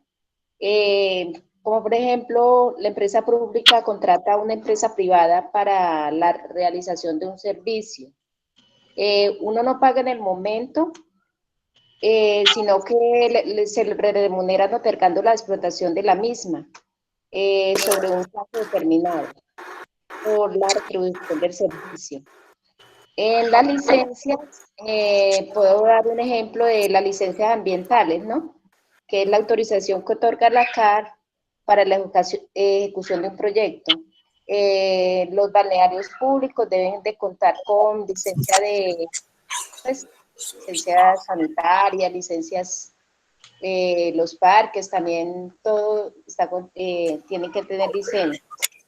Bueno, pues puede pasar, Brian, si me hace el favor. Sí. Nulidad, le voy a hablar de la nulidad de un acto administrativo. Se habla de nulidad en asuntos de acto administrativo cuando esto ocurre sin suficientes avales jurídicos que lo legitimen o cuando contradice lo establecido en el ordenamiento público. Esto es cuando no hay los suficientes elementos para la ejecución de un acto administrativo. Esto está ceñido bajo artículos y si no cumple con estos reglamentos, se puede decir que es nulo el acto administrativo. El acto administrativo, esto tiene que tener unos plazos y si no se cumplen los plazos determinados, también se puede decir que es nulo el acto administrativo. María. Señor. Espera, por favor, chicos, Claudia y Brian, para que cierren por favor los micrófonos, porque al final no se les escucha muy bien. Profe, ¿cómo hago para cerrar el micrófono compartiendo acá pantalla y no salir? No, porque es que tú solamente le colocas ahí donde está el micrófono, le das clic ahí y ahí te lo desactiva. Profe, estoy acá, lo puse en pantalla grande y no. Pero ¿cómo hago? O sea, es que no me puedo salir porque Profe, ¿usted puede silenciar a Brian? Ah, sí. Espérame, pues, por acá lo silencio. ¿Listo? ¿Ahí ya no me escuchan? Sí, todavía se escucha.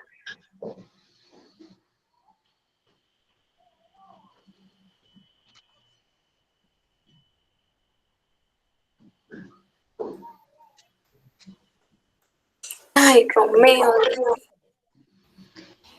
María. Señora. Sí, tranquila. Bueno. Listo, profe. Como estaba diciendo, todo está contemplado bajo artículos, ¿no? Entonces, si no se cumple en el plazo determinado, tiene que dar unas fechas. Si no se cumple el acto administrativo en las fechas determinadas, también se puede decir que ese acto administrativo está nulo. Pueda seguir, Brian, si me hace el favor. Sí. Pasa. Los efectos de un acto administrativo. Los efectos específicos de los actos administrativos dependen del principio de lo establecido en el orden jurídico y de lo que el propio acto contemple. Les voy a explicar un poquito esto. Los efectos de un acto administrativo, para que el acto administrativo pueda producir efectos, debe tener legalidad, validez y eficacia. Si no cumplen estos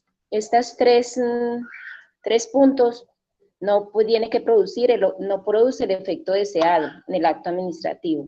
Legalidad tiene que estar contemplado bajo unos parámetros legales. Validez, que sea válido, debe llevar realmente sus firmas. Y eficacia, cómo se ejecuta el acto administrativo, ¿no? Entonces, eso quiere decir el efecto de un acto administrativo. Pasa, Brian, y me hace el favor. Los hechos, hecho administrativo y acto administrativo. Es un hecho jurídico que tiene lugar sin voluntad de la administración, aunque sí produzcan efectos jurídicos respecto de ella.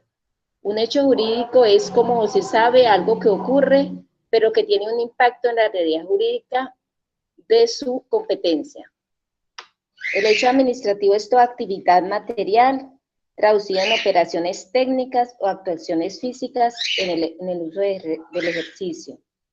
El acto administrativo, pasa, Brian. Listo. El acto administrativo es un hecho jurídico que tiene lugar sin voluntad de la administración y que tiene un impacto en la realidad. Bueno, la bibliografía, este es el link donde sacamos la exposición y para que ustedes se puedan asesorar un poquito más sobre el tema. Y ya, muchas gracias por su atención.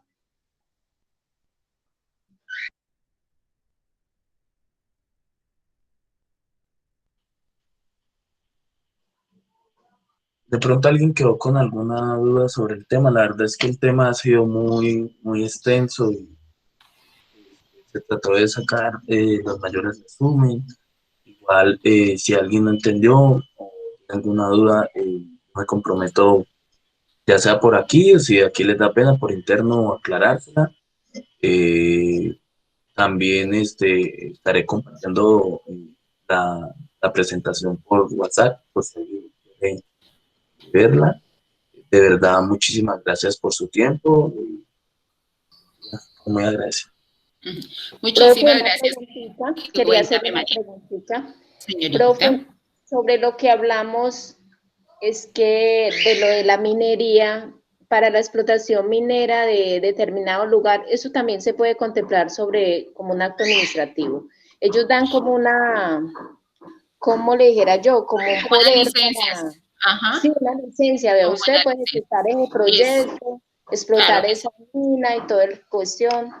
Entonces, sí, podríamos considerar también un acto administrativo. Claro que sí, porque es que el acto administrativo que busca dar a conocer la voluntad del que tiene pues el poder para hacerlo, ¿cierto? Y ellos ahí dicen, sí, nosotros autorizamos. Y de hecho, entonces, ahí está la legalidad de que esa persona pueda llevar a cabo esa actividad, porque el que tenía el poder le dijo, sí, lo puede hacer. Entonces, ahí se puede tomar como acta administrativa. También hasta una pensión, Mariani, hasta una pensión puede ser, una pensión o jubilación puede ser considerado también. Sí. Ahí se están jugando dos partes, ¿no, profe? La parte económica y la parte ambiental. Como que uno mezcla eso, que dicen que le damos una licencia ambiental, pues para el cuidado de la naturaleza, y por otra parte, que explote. Entonces, como que no me concuerda con esa parte, ¿no? Sí, siempre vamos a tener esa disasociación en que lo que se debe hacer, lo que es bueno para la economía no muchas veces va a ser bueno para el medio ambiente, y lo hemos visto y hemos estado pagando pues como las consecuencias en todos esos cambios climáticos, y sabemos que van a venir muchas más pandemias. ¿Por qué? Porque debido pues a esa desorganización de la naturaleza que nosotros mismos hemos creado. Listo, muchísimas gracias María, muchísimas gracias Brian. Ahí ustedes se centraron más como en la parte de actos administrativos en general, ¿cierto? Vamos a mirar, voy a mirar a ver si nos deja hacer la presentación ahorita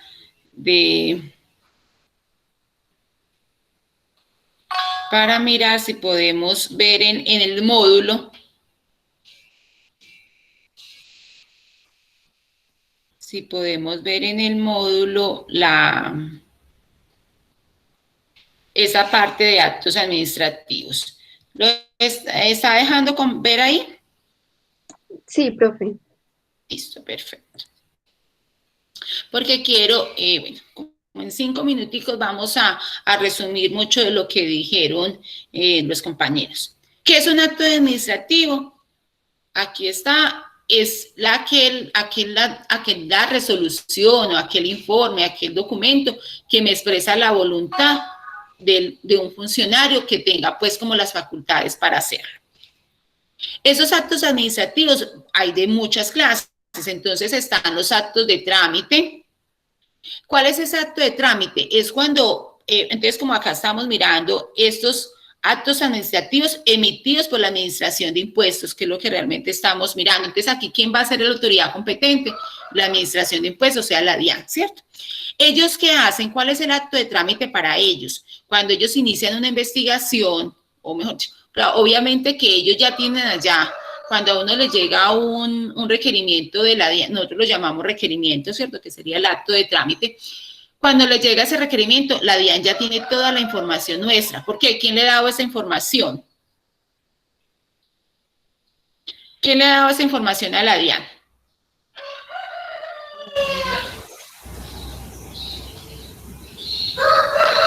Los escucho, chicos.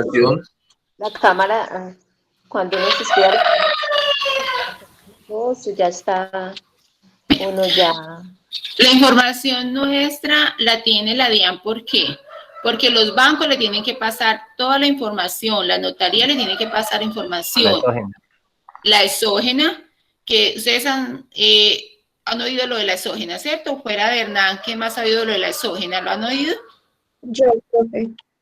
Sí. O sea, ustedes saben que si uno compra, si uno vende, todo va a quedar allí, que todas las empresas y personas naturales que tengan actividades grandes van a tenerle que decir a la DIAN a quién le pagó, a quién le compró. Entonces la DIAN va a tener toda la información. Entonces cuando a nosotros nos llega un requerimiento, nosotros llamamos requerimiento, pero realmente es un acto administrativo de trámite. Cuando nos llega, la DIAN ya sabe todo, pero la DIAN, ¿qué nos dice? Vengan, señores, muéstrenme los documentos porque ustedes acá no me están pagando lo que me tenían que pagar. Entonces, vengan, ustedes justifiquen por qué me presentó la declaración de esta o tal forma. Entonces, este es el acto de trámite, ¿cierto? Como ese acto inicial. Ahí estamos volviendo a ver la pantalla. ¿Chicos? Sí, pero... Listo. Actos definitivos, yo ya he ido a decirle a la DIAN, sí, yo presenté la declaración de tal forma, porque estos son los documentos que me dicen que yo podía descontarme esto. Entonces ellos emiten un acto definitivo diciéndome, está bien, la declaración era así, o esa declaración quedó mala, entonces usted me tiene que pagar hacer una corrección y pagar una serie de sanciones. Ya conocemos esa serie de sanciones que debemos de pagarle a la DIAN. ¿Conocemos esa serie de sanciones, chicos? No, nunca lo hemos visto. Listo. Hay una cantidad de sanciones. A la DIAN se le tiene que pagar por todo. Si usted omitió información, tiene que pagar. Si la contabilidad está mal hecha, usted tiene que pagar porque hay inexactitud en la contabilidad. Si usted tenía que presentar, ¿cómo me dices, María? Cuando la presentas temporáneamente. Exactamente, si yo tenía que presentar la declaración hoy, y es bien importante que nosotros como administradores lo sepamos, porque es que si yo debo presentar una declaración hoy, tengo hoy hasta las 11:59 de la noche. Si no lo presenté hoy, mañana tengo que pagar una sanción por no haberla presentado. Y esa sanción me obliga a que si yo me demoré un día, ¿cuánto tengo que pagar de sanción? Tengo que pagar de sanción un mes, no un día. Entonces, mira, se me demoré ni siquiera, o sea, tuve problemas con el computador.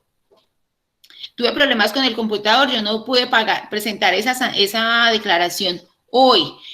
O mejor dicho, hoy tenía que presentarla, hoy jueves. Entonces voy a tener plazo hasta las 11:59 de la noche. Yo a las 11:59 tenía problemas con el computador.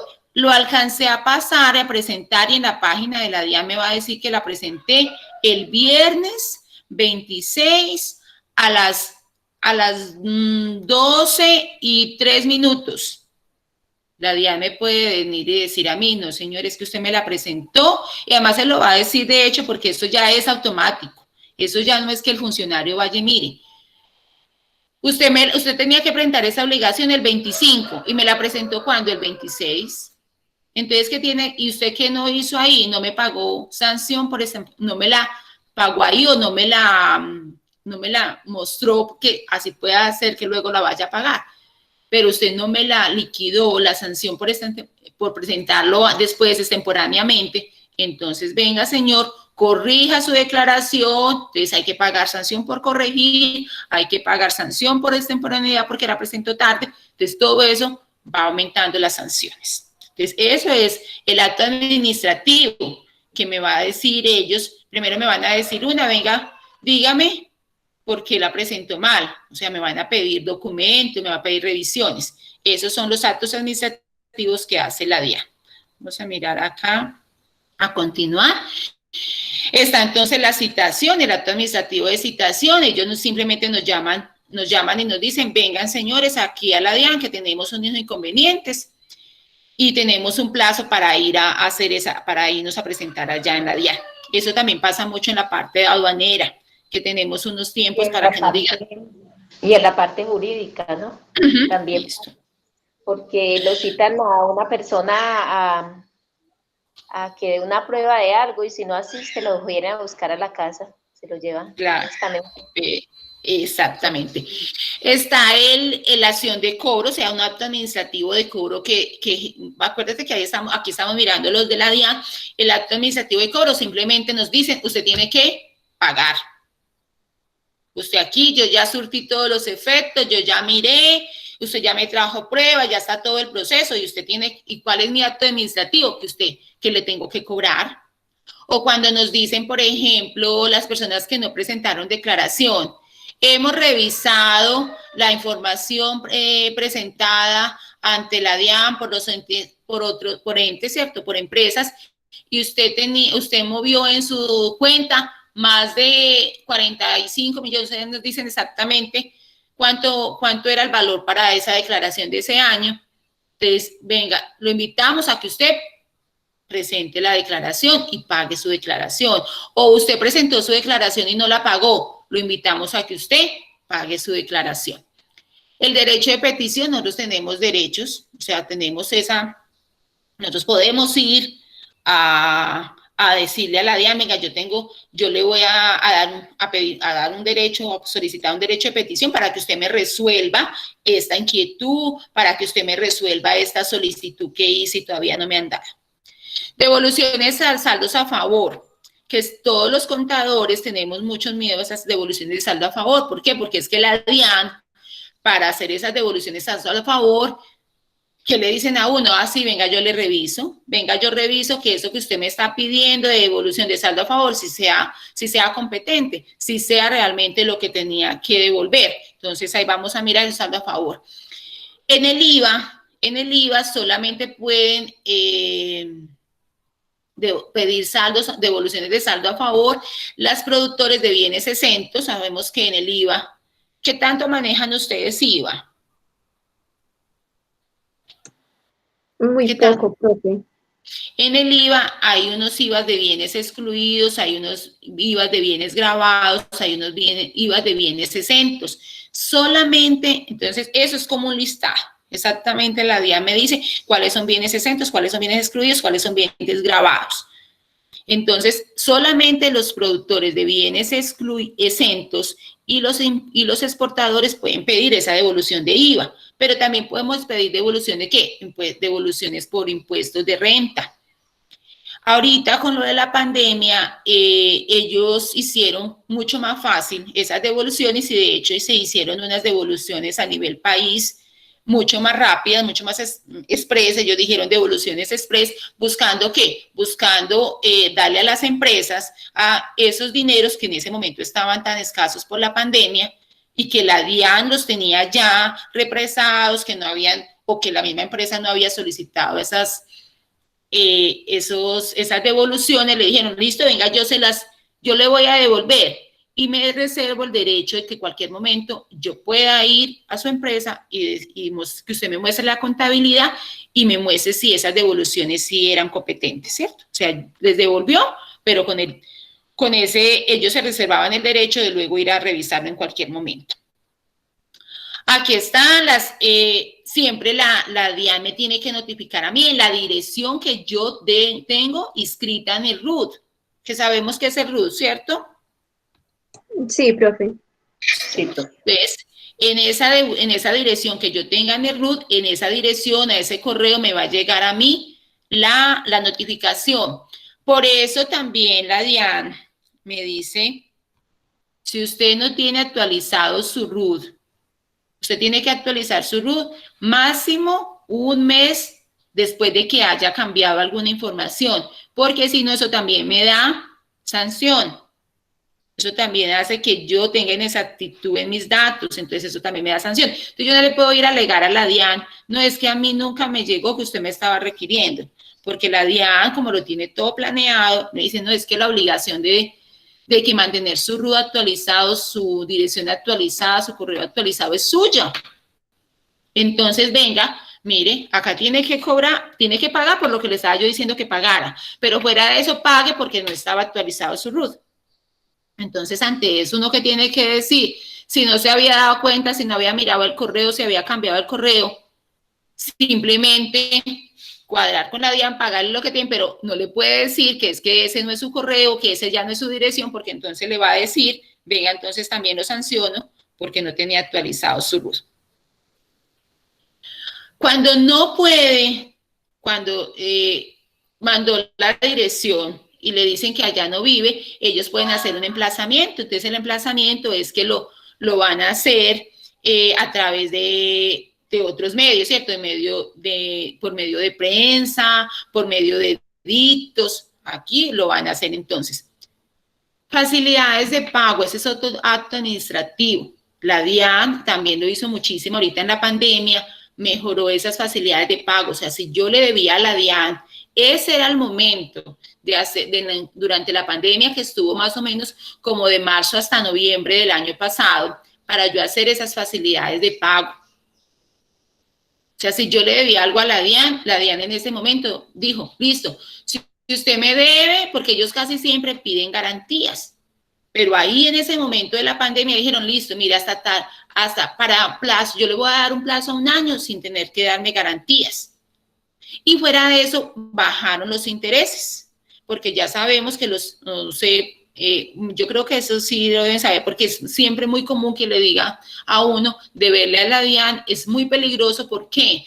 Porque es una deuda muy costosa. Es mejor deberle a un banco, es mejor deberle a un particular, pero la DIAN cobra al máximo los intereses. Entonces, la mejor forma es no deberle a la DIAN, sino endeudarse con otro tercero. Imputación del pago es entonces, ellos le mandan a uno cuando ya le han dicho, sí, su impuesto fue llevado al impuesto que usted tenía por pagar. Aquí están los incumplimientos, los intereses de mora, aquí están la suspensión de término. O sea, si yo tengo un proceso y por algún motivo de fuerza mayor, yo puedo demostrarle a la DIAN, por ejemplo, la pandemia fue una fuerza mayor, ¿para qué? Para que se suspendieran esos procesos de cobro. Entonces ahí la DIAN suspendió todo eso. Ellos todo me lo van a hacer saber a través de esos actos administrativos. La nulidad, que fue lo que nos dijeron ellos, entonces simplemente hay un acto administrativo. Yo voy y le muestro a la DIAN que muy pocas veces se da realmente. Le muestro a la DIAN que ellos no tenían por qué cobrarme, y entonces la DIAN me anula ese acto administrativo de cobro, ¿cierto? Pero eso es muy pocas cosas se dan. Entonces, realmente aquí nos estábamos refiriendo a esos actos administrativos de la DIAN que hay que tener, hay que saber que tenemos muchos actos administrativos que nos puede dar la DIAN, que el acto administrativo es ese documento donde ellos nos hacen conocer la voluntad que tienen sobre un impuesto, ¿cierto? Ese es el acto administrativo y que son muchísimos. Hay todos los que teníamos, ahí los pueden revisar en el módulo. Ahí también igualmente me imagino que en el trabajo de Brian y de Mariani lo van a poder visualizar. Entendido esa parte de actos administrativos, dudas, inquietudes. Profe, con respecto a las diapositivas, ¿las subimos a la plataforma o...? Podemos hacer como quieran, si quieren subirlo a la plataforma o también lo pueden hacer a través del WhatsApp, todas las diapositivas para que nos queden ahí y podamos nosotros mirar entonces esa información. ¿Listo? ¿Dudas, inquietudes entonces sobre los actos administrativos?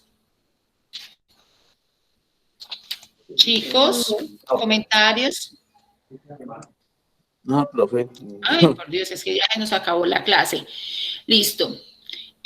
Pues aquí teníamos inclusive más temas, la verdad es que no nos rindió como debería haber sido. Teníamos más tema para hoy. Vamos a revisar Voy a compartir pantalla otra vez.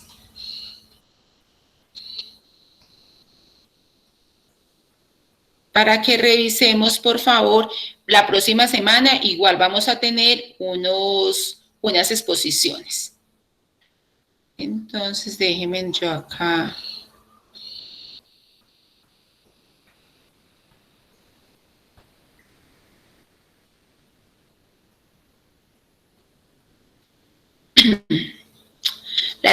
Las exposiciones de la próxima semana, hay unas definiciones, ahí va a estar definición de ilusión tributaria, ¿lo están viendo?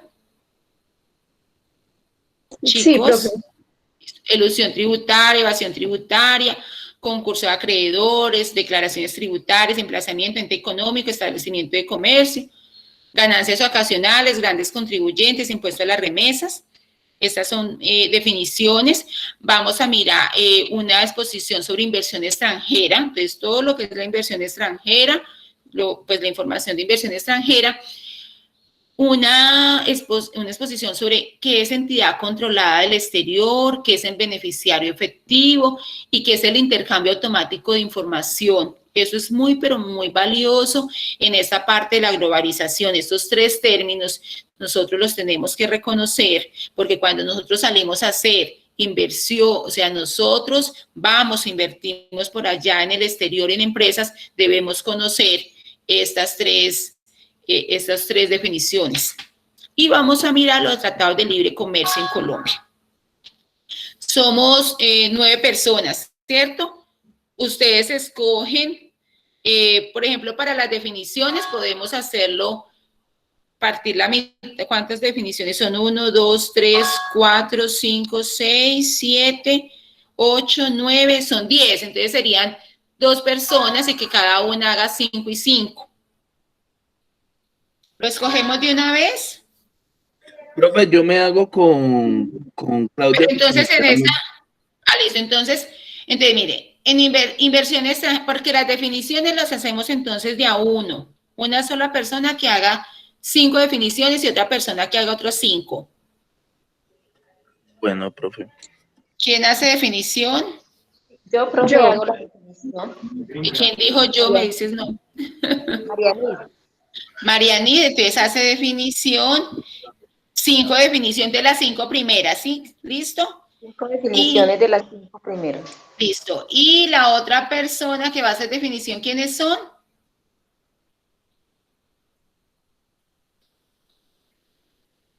¿Quién es la otra persona que va a hacer definición? ¿Quién? Vanessa Álvarez. Vanessa, listo, Vanessa. Vanessa también, acuérdate que la próxima semana entonces tenemos igual para la de la historia. Con esa vamos a empezar. Entonces, Vanessa y Marianit para las definiciones.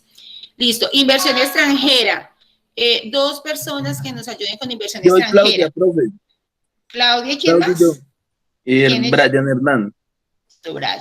Claudia y Brian para las inversión extranjera. Aquí sería 2, 4, 6, 2, 8. Entonces, 2 personas que nos ayuden con entidad controlada. Esa entidad controlada, beneficiario efectivo. ¿Quiénes? Yo, profe, Tatiana. ¿Tatiana con quién? Erika. Tatiana y Erika, entonces vamos a ir a inversiones, a entidad controlada, a las 3 definiciones, ¿cierto? Entidad controlada, beneficiario efectivo, intercambio. Y nos quedarían faltando 3 personitas, ¿cierto? Porque tenemos 2, 4, 6, nos van faltando 3, somos 9. Sí, 3 personas para tratados de libre comercio. Profe, sería entonces Consuelo, creo que María Aniela que está todavía, ¿cierto? No, Mariani ya tiene. Mariani va a ser Consuelo, Juan y Hernán, ¿cierto? Sí, entonces tratados de libre comercio. Tratados de libre comercio, por favor, para que lo miremos. Esta es, sí, como las exposiciones. ¿Qué más tenemos? Bueno, en la próxima semana entonces vamos a empezar. Si Dios quiere, recuerde con la persona que nos va a decir el resumen de la clase. Entonces, el resumen de la clase va a ser para Juan. El último que llegue a cada clase va a ser el resumen de la clase anterior. Juan.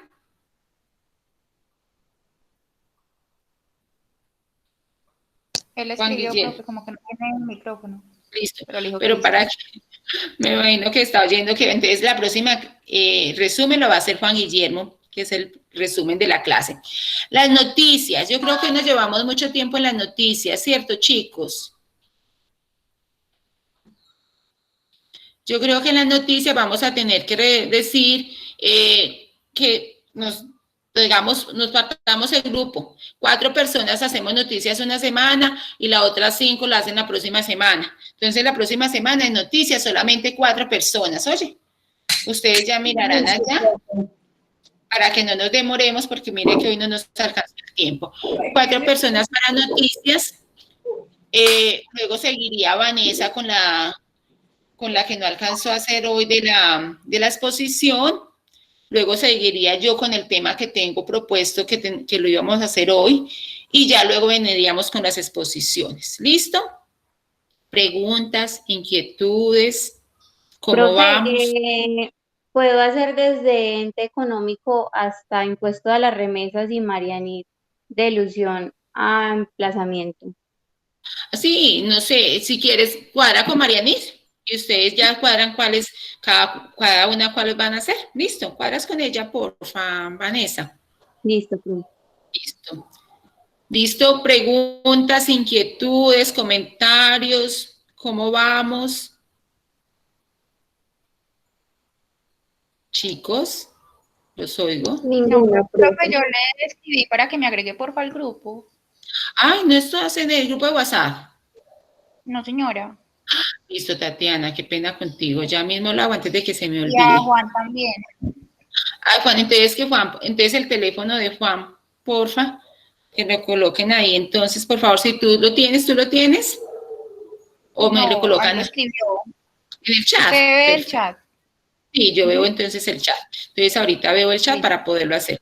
¿Listo, chicos? Entonces, dejamos entonces hasta aquí, que ya estábamos pasaditos. Cualquier duda, cualquier inquietud, bien pueda me escriben. Recuerden que tenemos un foro de consultas. Entonces, muchísimas gracias. Estoy pendiente de ustedes. Nos vemos entonces el próximo jueves. ¿Listo? Listo, profe, muchas gracias.